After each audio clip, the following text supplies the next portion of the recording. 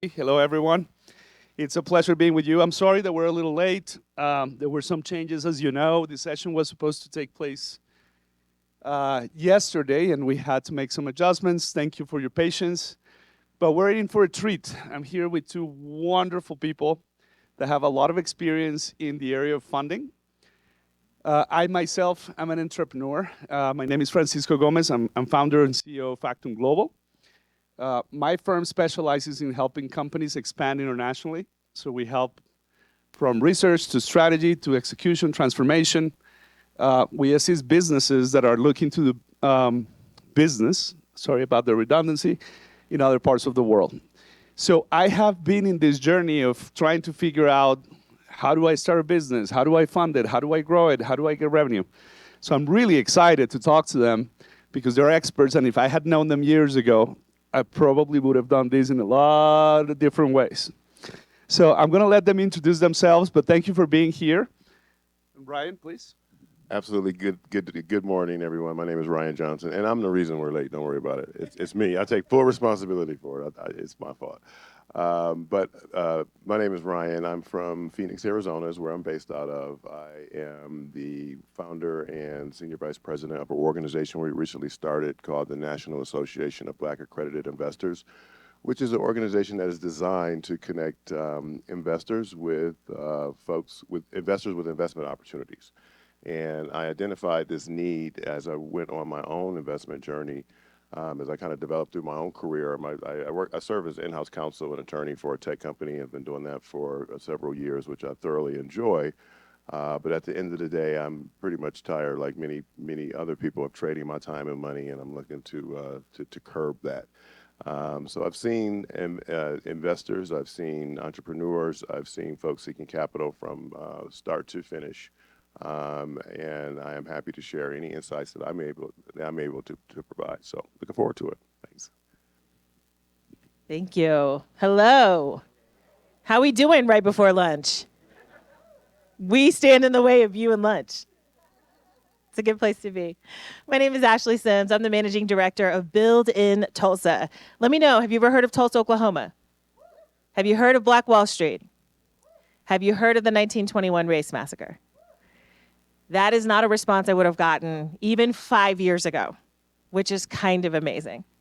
Tulsa is my hometown. It is where I grew up. I still get people going, you from where? Oklahoma? Are there black people there? Yes, clearly. I run an organization called Build in Tulsa, and it's an entrepreneur support organization. Our mission is to catalyze multi-generational wealth creation for those who have been underfunded and overlooked for far too long. We're rooted in the legacy of Black Wall Street. That was the true birthplace of entrepreneur innovation in the US, in my humble opinion. In the 1920s, Tulsa was home to the most black millionaires of anywhere in the country. And this act of racial violence changed the trajectory of our city forever. But we believe in the roots of our city. We know that ingenuity, that innovation runs through the veins of our city. Like, we're literally driven by entrepreneurial spirit.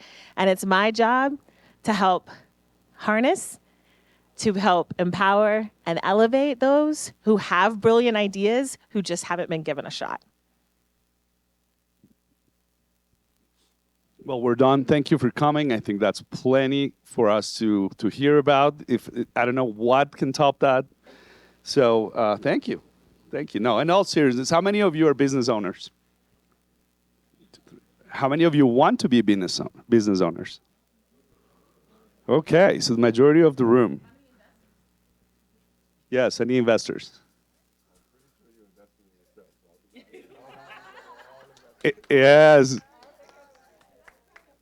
And if you were in his previous session, that was it yesterday or the day before, you would have heard that we're all investors in one way or another. So it's wonderful. Well, one of the things that we all think about is this whole thing of funding is capital.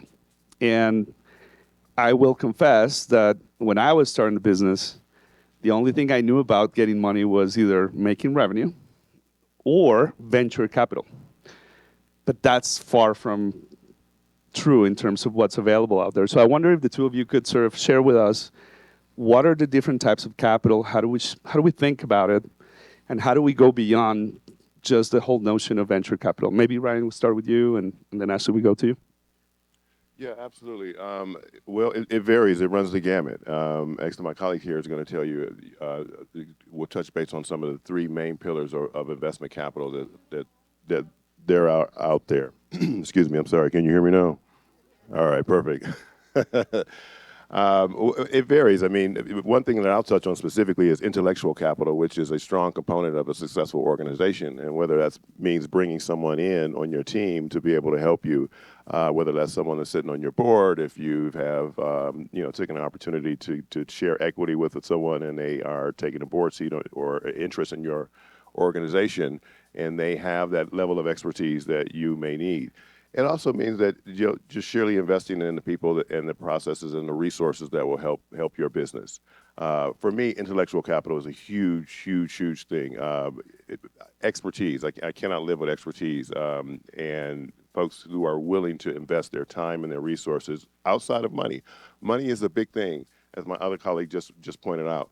But the time and the resources and the connections is what matters the most sometimes when it comes to business. I won't say it won't matters the most, but it has a great importance as well. So.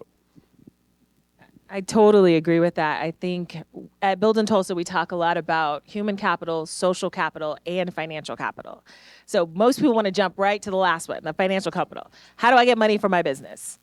Can I get a loan? Can I get a VC investment? Can I raise a friends and family round? Like, everybody's trying to get to the money. I think that if you start with what my friend Ryan just said around building your intellectual capital, building up your human capital, and then think about your own community and the resources that are in that community. That social capital is money, literally. You ever heard the term, your network is your net worth? That's what social capital is about. And if you think about who's in your network and you don't have someone that could help you with your business, they don't have a certain expertise, that's how you know you need to improve or expand your social capital and your social network. One of the things our business tries to do is introduce entrepreneurs to folks they wouldn't ordinarily get to meet with. Heads of companies, lawyers, people who know about patents, people who know about venture capital and investors. Sometimes, I'm an old fundraiser. I've been fundraising for nonprofits for about 10 years. And another old adage is, if you ask for money, you're gonna get advice. If you ask for advice, you'll get money. It's so true of investors. Investors love to talk about what they know. If you start to make friends with investors and get their input about your company, they'll be like, hey, that chick might got something. That idea might have some legs. She might be able to make some money with that. All of a sudden, they get to impart their knowledge to you. They may help you improve your product or service. And then they may also think about giving you some money because they understand your product or service. They understand what your business is building. And then they want to be a part of it because they see that it's going to make money. I love that notion, and it's something that I think we intuitively understand, but in practice is not as easy to do, right? I, for one, started my business by myself, so I was a solopreneur for a while. Quickly, I understood I can't do this by myself, so I started surrounding myself with people, and the first thing I did was form an advisory board. And these are people that I'm standing on their shoulders of. They're people that are way better than me in many different areas, and I can absolutely relate to the value of that. So companies and businesses go through different stages. First is a vision, is an idea, then that starts becoming a little more tangible and more of a reality. Then you start doing some business, you get some revenue, you grow. Sometimes it's lower, sometimes it's faster. Scaling, etc. Ashley, I know you have a lot of programs, your organization, that talk about those types of things. I wonder if you can talk about sort of at a high level what they look like, but maybe one that you think that has particularly been impactful for businesses. We do have a lot of programs. We have like 15. Last year we did 54 programs and events. And yes, there's only 52 weeks in a year. So we do a lot. But what I really believe in is actually pathways. I don't think you should take a program. I think you should get on a pathway. And that the programs that you are involved in should lead you to your next step. So it should be like stair steps. So rather than just dropping into an accelerator program, for example, which is for startup companies, particularly tech startup companies, that's like putting you on an MBA on steroids in like 16 weeks or 14 weeks. Doing something to prepare you for that experience can help you get the most out of that experience. So at Build in Tulsa, we do pitch competitions. We have a female founders pitch night. One of our founders, she was actually from Tulsa and left. She moved to Houston, Texas. Shout out Texas. And didn't really see opportunity for herself at home. She heard about this pitch competition. She came back, she applied, she won, I believe, $10,000. And she started to see all of the opportunities that were available in Tulsa, which led her to her next program, which was an accelerator program we run called We Build. It stands for Women Entrepreneurs Build. It's a comprehensive accelerator, really targeting women, that actually tries to educate the whole founder. So in addition to giving you information about go-to-market strategies and investor strategies and refining your prototypes, we also talk about mental wellness. We talk about financial literacy, because if your finances ain't right, probably your business finances ain't right. So you have to think about both of those things as you're going through the process.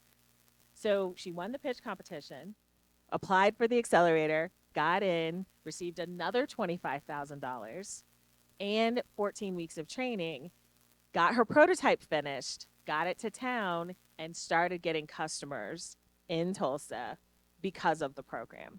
So you think about a pathway. What program is going to get you to your next step? How is this program going to get you to your next milestone? And thinking about how you can move through the process step by step by step. So I wonder, you both are in different sides of this, but in the same ecosystem. So the question is for both of you, but what are the most common questions that people come to you with? Founders, right? Founders of businesses, when they come to you to talk to you, what is the number one thing in their minds? You know, Francisco, that's a great question. I think that what I see oftentimes is folks that have a great idea. I mean, a phenomenal idea, but they don't have a lot of analysis behind the idea or how to capitalize on it or operationalize that idea. I trust me. I believe in everybody. I'm a teacher. I've been a professor before, and I encourage wholeheartedly, intellectual thought and intellectual curiosity. But you have to put the analysis behind it. And so sometimes you'll get requests you'll just get a request too soon. I think it takes some time, and don't get me wrong, don't overthink things. There has to be a balance between an idea and action, and too much thought, which will, prolong that and bog you down. But I do think that it's very important for a lot of folks that's seeking capital to kind of flush out how this can turn into a revenue model, and how is this revenue model backed up by actual data. And when you get to the point where you have demonstrable evidence to show that, hey, this is the product, this is the service, this is my customer base, this is the market share, this is the market cap, this is what I'm going after, here's how we can generate revenue, and here are our projected profit margins. Now you've got my attention, or you've got other folks in that industry's attention, where they can sit back and look at those numbers and make a sound decision. And they're ready, willing, and able probably to give you the advice, as my colleague had alluded to. So you may not be ready right now for that angel investing round or seed A round, but if you're getting really, really close, when you can start to put the numbers together. And it's not hard. And don't get me, I won't say it's not hard. It's not complicated. It's just comprehensive. And you just have to get to the point where you can get those numbers there. And a bit of research. The beautiful part about where we are in society now is the information is at our fingertips. It's almost an information overload. And I would advise folks that are seeking that capital to do your research, of course, seek out other peer groups, whether it's on Reddit or different forums, or if you're using some of the GPT models to do modeling for you. The information is there. But to answer your question, one of the the very first things I see for a lot of founders that are seeking capital is unfortunately great ideas, great concepts, but it doesn't appear that the thought process has been fully flushed out to see where the revenue lies. I think that's so true. I think the most common question I get is, how do I get money? How do I raise? How do I get VC? And usually I'm like, you've skipped some steps. I think that founders, you need money to build your business. That's a fact. We all know that. You absolutely need capital. We also know capital is hard to come by, and it's getting harder. This is not the go-go of the 2021. Like there was just money falling from VC heaven. It's not that way anymore. So get creative. Founders are entrepreneurial, and which means they have good ideas. So if you go back to your social network, go back to your community, if you are an expert in tech, but you don't know marketing, and somebody in your community is an expert in marketing, but they don't know tech, doesn't that sound like a match made in heaven? Can you maybe swap services? So can you start something to prove what my friend is talking about, that there's a market for your product, that there's customers for your product? Build that first prototype and test it as early and as cheaply as possible. And find out if there's a market for what you want to build. I tell my founders, don't be in love with the solution. Be in love with the problem. You're trying to solve a problem for somebody. If you're in love with the problem, you'll be always able to tinker with the solution, and you'll always have customers. If you get too in love with the solution and nobody buys it, you don't have a business, you have a very expensive hobby. So, but to get to that solution as quickly as you can, to get to that prototype as quickly as you can, as cheaply as you can, there's lots of things you can do. There are people in your network. There's marketers there are tech people that there's a lawyer you might be able to trade them, cook them dinner, and they might be able to do a little legal work for you, just to get you started. Prove you have a market, then go talk to fellas like this. Once you can say, hey, here are my customers, here are my profit margins, here's how much it costs to build, here's what I want to do next. If you give me $10,000, here's exactly what I'm going to do with it and how I'm going to be able to, what? Return his money. Because at the end of the day, that's what it's about. When people say, when you take other people's money, you take other people's terms. You have to grow as fast as they want you to grow. You have to get them to 3X or 5X or 10X. So think about how you can do things, I won't say cheaply, I will say economically, frugally, so that you could get to the point where you might be ready for investment. Some folks are trying to get investment way, way, way too quickly. And she absolutely, because she's super passionate about it and super knowledgeable about it, which is what separates her from a lot of folks that I see in the industry. Now, one thing I did want to touch on is she mentioned lawyers, and don't get me wrong, yes, I am a lawyer, and I do advocate for lawyers just because I feel so passionately about helping people, and most attorneys do. There's a couple of them in the room right now. Is that they will help you. They will, if they can't help you personally, they'll at least point you in the right direction. And if you think that lawyers are expensive, let me tell you, it's more expensive not to have one from the very start. Cheers to that. And I would add accountants, your financing people. I can tell you from experience, my first accountant was not the person that I should have hired. I went on recommendations of others that have businesses different than mine. And this person was very good for what they could do. My business was more complex and sophisticated, and she was not as sophisticated for what I needed, and I pay the price. So now I invest, because it's not an expense, on my lawyers and my accountants, because I understand that that's my own protection. So I could not agree more on that from my perspective as a business owner. You touched on this already, so it may be a little bit repetitive, but I want to ask the question because you sort of read my mind of what I was going with the conversation. And I think if the majority of people are sitting here and they're business owners or they're thinking about doing a business and they're sitting in this session that is called Going From Idea to Funding, is because they're thinking, how do I get money, right? But is that what they should be thinking about, especially at the beginning? Or what are some of the questions, and you alluded to a couple of things already, but what are some of the questions that we should be asking ourselves before we're thinking about funding? Ryan, maybe start with you. Yeah, absolutely. And I just would reiterate is actually having that plan well thought out and having just a strategic body of research on the market that you're trying to serve and the problem that you're trying to solve, and how you're going to solve it, and the revenue that it generates, and the ability to service any debt that you may have or pay back any investors that you may have. I get it. Some of this stuff can be completely overwhelming. You may think, oh, I need $1 billion to start this, killer app idea that I have. Just start with the killer app first, and do the research to see if the killer app already exists. Oftentimes, when I think of an amazing idea, I just swear this is the best idea that has ever just been thought of ever, and I quickly do some research, and it's there already. I'm like, damn it, they beat me to it.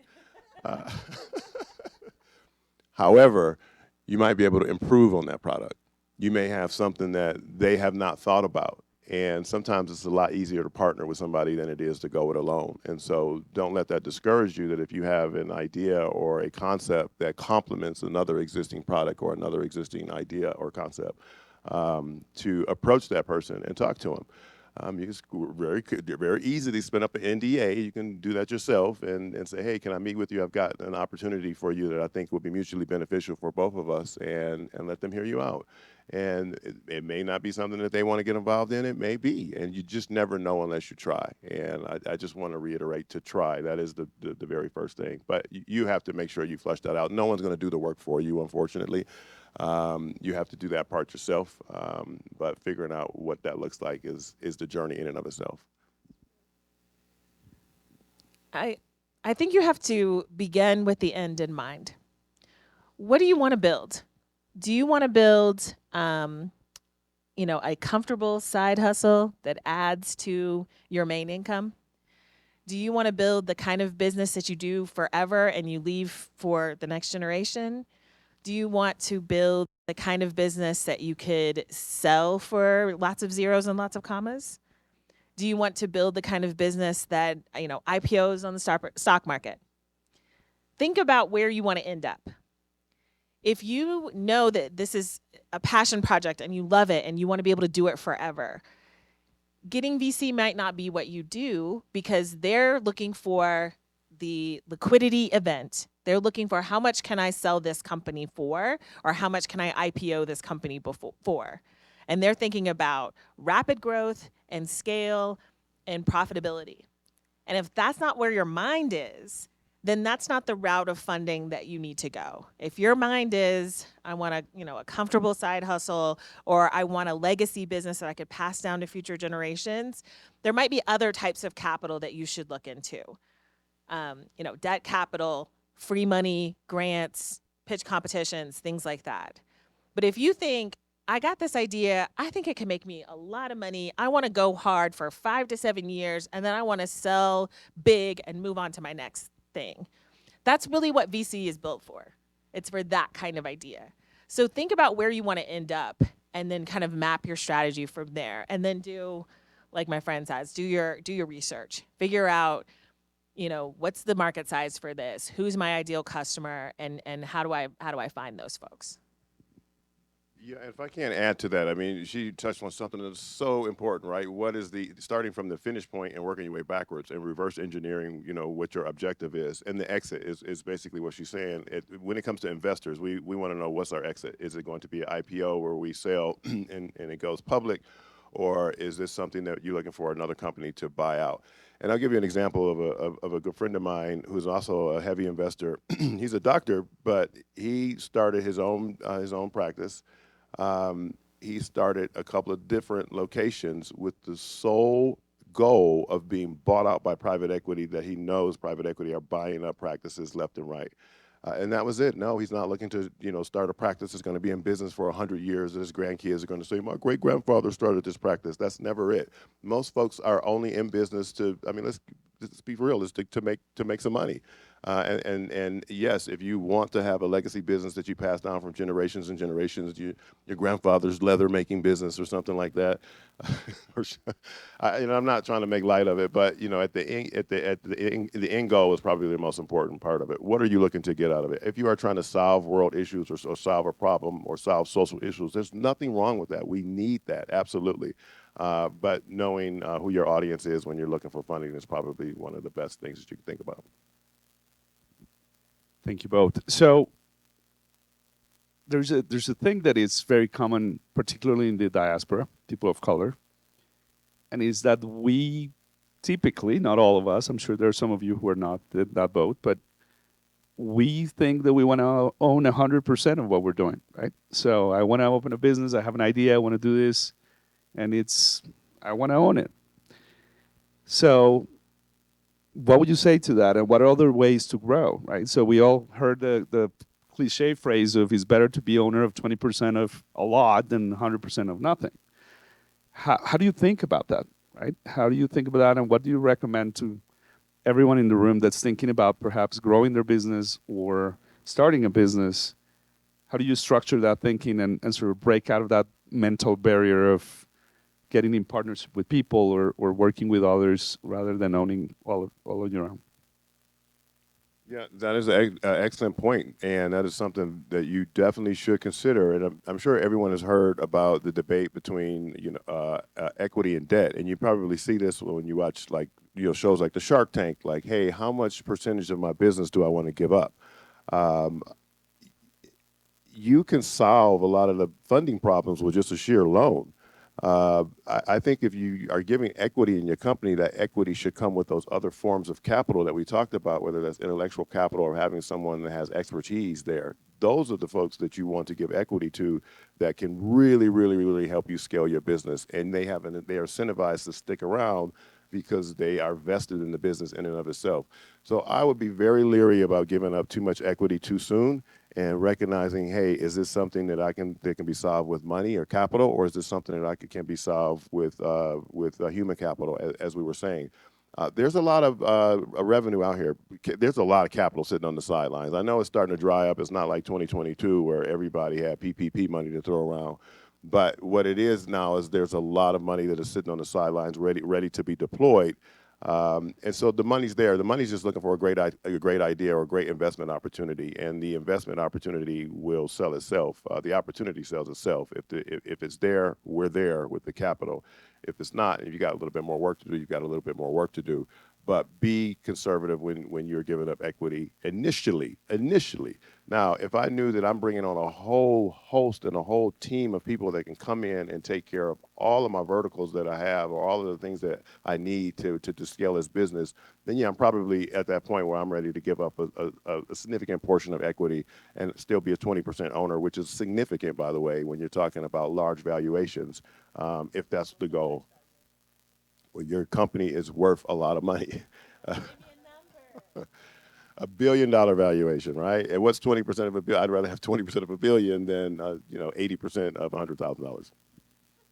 I just wanted them to know you're not like talking about $100,000. You're talking about like when there are lots and lots of commas. I think I co-sign that wholeheartedly. I think that we joke that when you get into an investor relationship, it's sort of like a marriage. So do you want to be married to this investor for 7 to 10 years? Think about it that way. You're giving up a percentage of your company, and you should get value for that percentage. So they're giving you capital. What value are you receiving? Are you receiving their expertise? Are you receiving their network? Are they willing to introduce you to experts? Are they willing to introduce you to other investors? Are they willing to unlock customers for you? Then that percentage of your company might be, the value exchanged might be worth it. But you really have to do some investigation into who you are getting into bed with, because this is not a one-time thing. This relationship will carry you.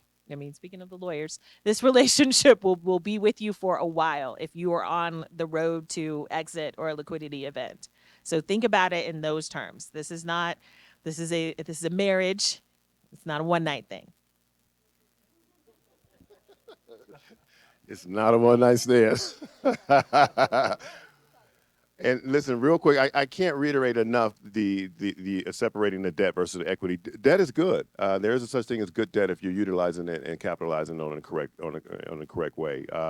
Do not shy away from SBA opportunities as well. That money is out there. We will hear stories traditionally. Oh, they won't lend us money. That they discriminate against businesses of color and this, that, and the third. That may very well still be true, and I'm not denying that. But math doesn't lie, and a lot of things that the SBA is looking for is how many employees, how many jobs are you creating? Does this service or does this product create jobs? If it's not, then unfortunately the SBA probably won't be that much interested in you to just to keep it 100. An interesting fact, I think it's about 95% of black businesses are sole proprietors between 1 to 5 employees. And if you think of it from that lens, then no, people aren't going to invest in just you. Yes, I know you're a wonderful person, but the only person that knows it is you and your mama. The bank does not quite know that yet until you are able to have proof, unfortunately, but thank you. So this is very interesting, and it gets me thinking about the stages that we were talking about, right? And you're talking about the exit strategy. We talked about just the idea and whether that can come to fruition. We have some business owners here that are already running their businesses. I assume for them it's about scaling, right? How do I grow? And I know that, and we've discussed this. Revenue is probably the best source of funding, but revenue does struggle from time to time, and we go through cycles. And I have been very lucky in my journey that I have been able to access loans from SBA. I have gotten grants, but I've also built my business on revenue. And yet there are circumstances that sort of bring you down the cycles, and you start to struggle to think about, okay, what do I do different, right? How do I pivot? Are my services still resonating, or do I have to tweak them a little bit? Because like you were saying, perhaps the problem has changed slightly. And what I have been solving for is no longer a problem, but something else is. All of that takes time. And for you to scale, you require resources, right? So how do you think about that as a business owner, about your different alternatives? We talk a little bit about sweat equity, bringing people on board who have different expertise. What other advice can you give business owners that are thinking about scaling to do this properly and not have to look back a year later and say, I should have done this or should have done that? What is some practical advice that you can give business owners? It's a really good question. It's very, very timely. I think you have to be willing to think outside of the box. Sometimes the answer might be an acquisition. Maybe it means you need to look at mergers. Maybe you need to look at others in the market that you might be stronger together. Now, yes, that does require capital, but that's where you could look at things like loans. You could look at things like taking on an investor. You could look at things like giving up a piece of equity to the company that you want to acquire so that you guys can be stronger together. I think, again, it comes back to your community and building a strong community around you and your social capital and your social network, because the answers are probably there. They're in the folks who know you and know your business. They will probably have the best advice for you. But I think when it comes to scaling, I think you really want to think about, it's about how do you maximize your customers? And sometimes that answer might be in acquiring another company or merging with another company, especially if you've been at it a while. Yeah, I honestly, she hit it right on the head. M&A is where it's at. Mergers and acquisitions. That is the fastest way to grow and scale. Is to buy out another company or merge with another company. And another thing I wanted to also add when it comes to leading down this path of entrepreneurship is I'm a firm believer in not reinventing the wheel. If there is a business out there that is, it could be someone that is, nearing retirement, their children doesn't want to take over the business, you can buy that business. The SBA will give you the funding for it. That is an excellent source of getting into the entrepreneurial field, because that business already has an established track record. They've got years of P&L, profits and loss statements, and things like that the banks are looking for to receive that. You get the expertise to stay on board for the next year and a half as a consultant. You take your expertise, your modern expertise, and modernize it, whether that's, digitizing it, bringing in, heavy web presence, marketing, scale that, continue to buy them up with an exit strategy to say, hey, I want to grow this business at 5x and then sell it and then move on to the next. A lot of entrepreneurs, they just love the game. It's not necessarily whatever what the score is or what the game may be. It's just the actual game of business that kind of draws in a lot of entrepreneurs. Some folks are just passionate about one or two things that they're looking to change. I get that. I love that as well. But me personally, I just love the game. I don't care what game it is. It could be pickleball, basketball. I'm just a competitive person. I just love the game in and of itself. One more thing to add. I do think that there are a lot of programs out there, more than ever, I think. And so if you're finding yourself stuck, do some research on some programs. There are accelerators out there. There's an accelerator that actually deals with entrepreneurship through acquisition, what Ryan was just mentioning. They'll teach you how to identify a business to purchase, and some come with capital, but they'll teach you the business of becoming an entrepreneur by buying a company. So look for whatever your pain point is. Do a little bit of research and look for some programs. Sometimes they come with free money, which is my favorite kind, grants, but sometimes the human capital that you will gain is just as important. So, and it also expands your social network. So check out the programs in your community. And I'm going to add one more thing. I think a lot of times we think that we have to have a sexy business, like I'm this hot new tech product or, a startup. Buy a plumbing business. I don't care if it's generating $800,000 a year in cash flow. I mean, I'd rather have that, to be quite honest with you, than, the next greatest, AI app that, that tells you it loves you every morning or something like that. At the end of the day, it's cash flow. It's being able to take care of our family, take care of our community, provide value to the marketplace. That's what it boils down to at the end of the day. And sometimes it may not be a sexy business, but they make money. Human capital, human capital, human capital. That's what I keep hearing. That's what I internalize. And I cannot stress that enough, because I have experience it myself, right there. And you truly are, and I know it's a sentence we've used for years. Sounds cliche, but you're only as good as the people that surround you. And I know my limitations, right? So if I don't have those people around me to help me grow, it's not going to happen. So when you talk about plumbing, I don't know anything about plumbing, but that should not stop me from getting the plumbers that know what they're doing, and bringing my part of the expertise to the table. I want to do one more question, and then I want to leave some time for the audience. Actually, two questions, but one is for you, Ryan. I've heard you say this in another setting, and there are a lot of opportunities out there that perhaps have some thresholds. I can think, for example, Stanford has a program for Latino owners to 10x your company, and they teach you how to go from $1 million to $10 million to $100 million. But you cannot get in unless you have $1 million in revenue, right? So, and those kinds of things are out there in all different kinds and shapes and forms. I have heard you say you should not let those kinds of things stop you. Could you talk a little bit about that and what you mean by there are ways to go around things and make things happen, and you don't have to let those things stop you? Yeah, absolutely, and thank you for reminding me about that. And that brings me back to my own story, where I just always had entrepreneurial spirit. I had a paper route when I was 10 years old. You had to be 11 to have a paper route, but I lied and said I was 11 when I was 10.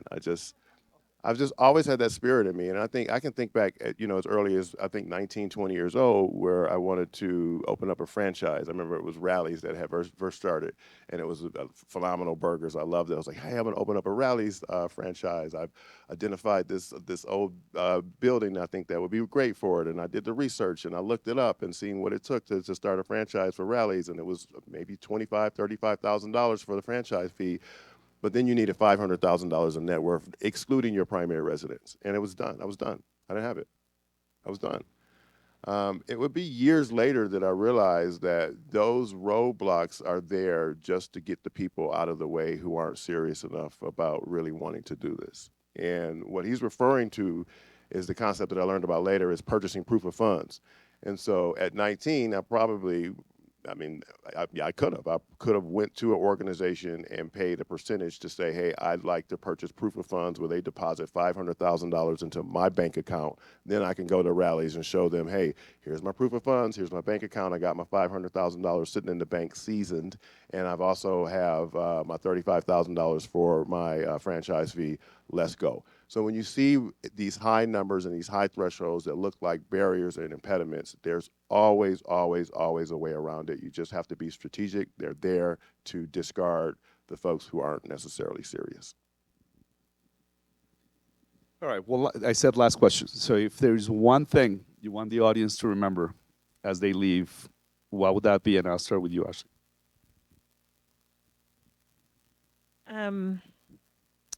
I think if you really work on your social network and your social capital, the financial capital will follow. So work on building bridges, building relationships with those who can expedite your growth. And I say big you, big growth. So not just your growth for your business, any kind of growth that you feel like you need to expand. Those are the people that will be your first check-in. Those will be the people that introduce you to your first customer. Those will be the people that open doors for you. So work to expand your social network, work to bank some social capital. That's what's really going to open doors for you. I truly believe that. And then, as you build, help someone else. Try to pay that forward. The lesson you learned, share with someone else. I really don't like to be called an expert. I am a student. I am learning every day. I learn from my entrepreneurs every day. I learn from founders every day. I learn from investors. I just share learnings. This is what I've seen. This is what I've learned. I'm sharing it with anybody who'll talk to me. But do that for someone else, because their expertise and their genius might not be your genius. You share some genius with them, they'll share some genius with you. That is sound. That's sound. One of the most profound pieces of advice I've gotten is if you help enough people get what they want, you'll always get what you want. And you have to help others and without any expectation of getting anything in return. And I promise you, you will get a return. My parting piece is a quote that I heard not too long ago that just really, really resonated me. And it says that the most expensive price that we'll ever pay is for the information that we don't have. And what that means to me is make sure that you are a continual lifelong learner. You get to the point where I call alpha, where you get to the point where you know what you don't know.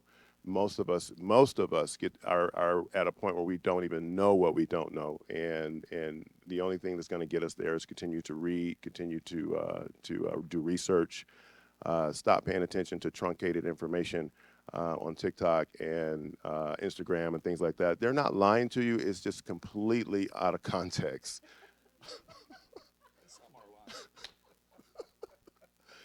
Listen, they're telling you how to fly the plane, but they're not telling you how to take off, and they're not telling you how to land. And those two things are very important. And you can't do the former without the latter.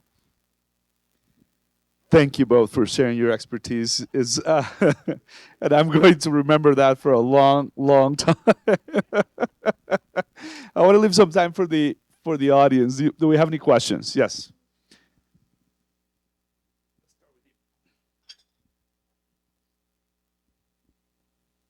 Thank you all for sharing that valuable contributions. As entrepreneurs, we have been told that the pace that we need to follow needs to be quick, needs to be fast.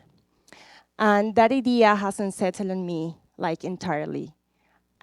Specifically because when I map my strategy, I don't see like the quickness and how fast I go may help to scale up my venture or my project. So I would like you to share with us 3 myth or wrong ideas that entrepreneurs have been told for so long during the fundraise process, that maybe we can revisit them, and to rethink them in a different way. Thank you. introduce yourself and what's your business? Thank you so much. I'm Genit Fuentes. I'm from the Pacific region of Colombia, from Quibdó, Chocó. And I'm running an incubator fund for entrepreneurs in the Pacific region. Our thesis is to invest in entrepreneurs that are or have innovative ideas that involved technology, but that they are based in the Pacific region. So yeah. Beautiful. Thanks for sharing that with us. Thank you. Now, why did I ask her to introduce herself? Because A, y'all need to know the brilliance in the room. B, there might be somebody in the room that's doing something similar to you that you need to have a conversation with. So someone told me when I started going to conferences, like, you have to ask a question because it gives you the chance to say your name and what you do. And people will remember you, and they will now remember that you're doing an incubator fund in the Pacific Northwest region? Yes, but in Quibdó, Chocó. Yes. Yeah. And now people will come find you and talk to you about that. Okay? So back to your question about myths. You got a myth? Yeah, that's something that founders have been told that they should revisit or rethink. You spoke about moving too quickly and how it didn't really jive with your plan, but I would say that I do think a myth is you need to know everything to get started, and I think that you don't. I think that you should move quickly, cautiously, but quickly. Yes, you will make mistakes, but those mistakes are just lessons. I mean, even failures are just lessons. It's just a different way of doing things. And so when I make a mistake, I just know, hey, I just learned another way not to do something as I continue to move forward. So I would definitely tell you to move quickly. Me personally, I just recently bought some commercial property. I had no idea what I was doing, and I didn't act like I knew what I was doing. I was open and honest and candid with the bankers, the lenders, the financiers, and the brokers about what I was looking to do, and they helped me. And folks who have that expertise there, if you're honest with them and you rely on their expertise, they will help you as well. But overall, I don't think you need to know everything to move forward. Sorry, guys, we have apparently a logistical thing here. Repeat the question so they can translate it into Spanish. Oh. Can you please, puedes repetir la pregunta en español? Repítela en español, por favor. Okay. Perdón. Okay, so apparently we're going to get a Spanish question, and we needed the translation piece, so that's wonderful. Thank you for asking her to introduce herself, and please do the same thing, because, yes, we want to know who you are, what you do. Where is that next question? It's coming. Good afternoon, everyone. I'm Ashli Wisdom. I'm the founder and CEO of a venture-backed company called Health and Her Hue. And my question is around venture debt. So I've raised a seed round, and when I raised my seed round recently, my lead investor wanted me to consider or look into raising venture debt. I had no idea what that meant and whether or not it was appropriate to be asking or looking for venture debt at that stage. So just curious about your perspective on when it's appropriate to pursue venture debt with a specific funding round. So this is not my area of expertise. I'd hate to give you bad advice. I'm not an expert in venture debt. I will say, and so much depends on the specifics of where you are in your revenue journey. Where you are you hoping to get to a Series A? Are you hoping to get to a Series B? So what I would suggest is, was this the investor that suggested? Was it somebody that you trust? They were my lead investors. Okay. Yeah. Okay. I might have some resources for you. Let's talk afterwards, because it's not my area of expertise, and I'd hate to give you bad advice. I would say that in general, talking to others who have gone through the experience is something that I would do as a general rule before you take VC dollars, before you take VC debt, before you take angel money. Talk to someone who's done it with the person you're talking about, because they'll tell you the skinny. They'll tell you, yeah, I did this, I regret it, here's why. Or they'll say, hey, it was great, here's why. I'm not sure, here are my cons, here are my pros. But talking to someone who's done it is probably my best advice for something I don't know that much about. Thank you. I'm gonna entertain Just one last question, because I've been given the line that we're 1 minute. So one last question right here, and we're going to have to move on, unfortunately. Hola, buenos días. Soy Judy Pulgarín, estamos aquí también como emprendedores, pero quiero contarles que desde hace 8 años venimos trabajando para llegar a eso, pero sobre todo estamos convencidos de esa inversión social, de cómo le ayudamos al que más lo necesita. Estamos trabajando con mujeres indígenas, las mujeres indígenas, una población muy vulnerable. Entonces arrancamos es a enseñarles a que se quieran ellas mismas, a trabajar por sus familias para luego tener un beneficio económico. El emprendimiento de nosotros entonces hoy reúne a esas artesanas indígenas con una innovación nuestra como profesionales. Valoro muchísimo todas estas enseñanzas que nos dejaron hoy, de verdad. Yo les digo, no hay que dar el pescado, hay que enseñar a pescar. Hay que mostrar todo eso y por eso les doy las gracias, porque con todo lo que nos dijeron hoy, con toda seguridad nosotros vamos a salir adelante, así que muchísimas gracias. Wonderful. That is wonderful, and I hope for those of you that didn't have your headsets and didn't understand that you spent some time talking to, what's your name again? Judy Pulgarin. She has a wonderful enterprise. They're trying to help vulnerable women, and it's worth a conversation. I cannot repeat everything she just said, but she was thanking the speakers for all the information that they've provided, as I do as well. Thank you both for being here, for sharing your knowledge. Please give a round of applause to our speakers today. Thank you so much for being here.